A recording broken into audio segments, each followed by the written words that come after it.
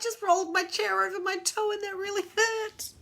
Ow, ow, ow, ow, ow. Happy Monday, guys. So today I wanted to talk about something that actually I heard on a podcast, this little phrase, and it got me like going think. And it was the difference between accurate thinking and positive thinking. And I'm kind of taking the idea and I guess extrapolating what I kind of think out of it, based on the people I work with and what I've had to deal with in my life, what I know other people have had to deal with, what we still go through all the time. And I have talked about this, touched on this before about the whole honesty with yourself piece. I kind of tied it into that. So, and also the work. And, you know, I'm a great believer in The Work by Byron Katie. So kind of morphing all of them together, like a little Sam mashup. Why am I mixing when I should be a Sam mashup? Whatever. Anyway, so accurate thinking. So if something happens to you, like someone hasn't returned your call, and you're like, oh, they never returned my call. And you have to ask yourself the question, well, is it true that they never returned my call? So we do that flip around. Well, actually, it's not true they never returned my call. They just haven't lately. Oh, hang on, maybe they're busy. So it's when you have those kind of situations and you are looking for the real truth, looking for the truth in the situation, as opposed to your instant guttural kind of feeling about the situation. So that's the accurate thinking. And accurate thinking is also really powerful when it's in the negative. So say you have a situation where, I don't know, a customer never pays you on time. Never, ever, ever pay you on time. And you think, but no, when they have money, they'll pay me. I know when they have money, they'll pay me because they're good people. So you have put on your Penelope Positive hat.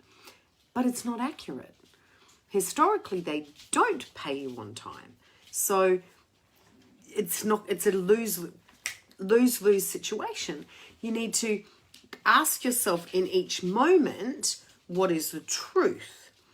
And you can't, I shouldn't actually have verses. What is the truth? Like, it's in the middle. Like in every conversation, there's the conversation that I remember. There's the conversation the person I was having the conversation with remembers. And there's the actual factual dialogue that happened in the middle.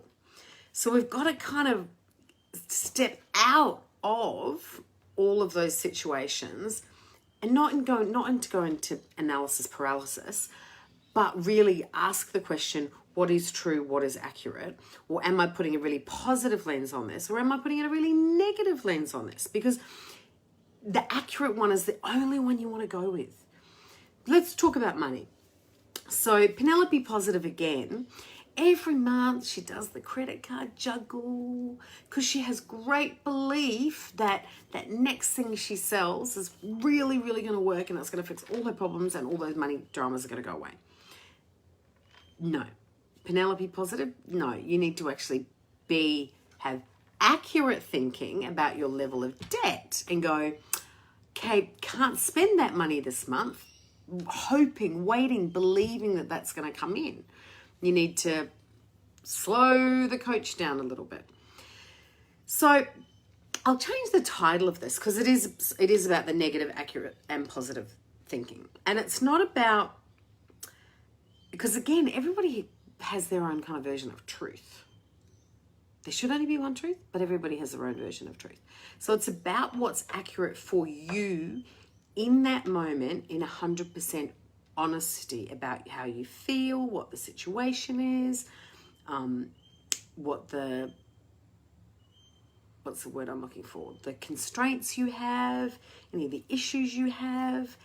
Because likewise, you can be sitting there going, oh no, I can't go because, rent's due next month and I've only got, and I don't know, and you go into that negative spiral. And the accurate thinking is rent's due next month. You've already saved 3/4 of it. If you stay on the trajectory that you're currently on, you'll be fine. So yes, the accurate thinking is you can go out if you want to go out. You don't need to be Nelly negative.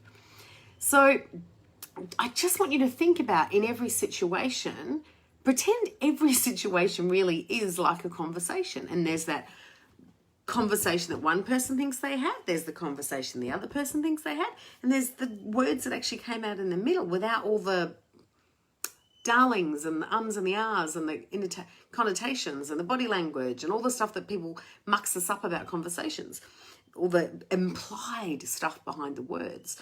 So it's that accurate bit in the middle. And I think we can take that into every aspect of our life.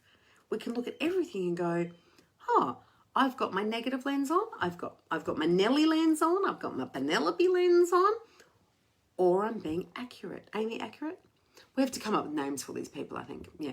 Nelly, Penelope, and Annie. Yeah, let's go with Annie. I can be bizarre some days. Sorry about that, guys. So I just want you, over the next 24 hours, ask yourself whenever you're thinking about something, what lens am I looking at this through? Positive, negative, or accurate? Because I'm guessing a lot of the time it's not accurate. And thinking negative or positive too often doesn't do you any favors. And I'm going to get messages going, but you tell us to be positive. I'm not talking about not being positive. I'm talking about looking through things with too positive a lens, so you're not looking at the truth, or looking at things through too negative a lens, so you're not looking at the truth. Because that's where the real magic happens. And your base of power for anything is that complete truth space, that honesty space, How much do I earn? How much, all that stuff is honesty is the only place you can move forward from. We've got to stop fooling ourselves in both ways. So have a great night, and I have one more thing to say.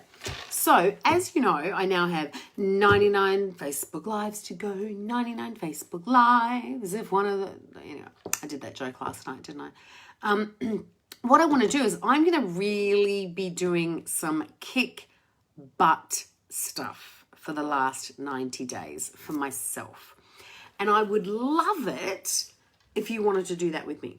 So if you are keen on ending my 365 days of Facebook Lives on the 15th of June by doing a 90-day group kind of stuff with me and whomever wants to come and join us, where we're going to get some goals absolutely nailed in that time, do a bit of personal development, do a bit of business development if we want, whatever kind of comes up. I know the goals I want to attain in that time. If I can help anyone else get to any in that time, it would be freaking awesome.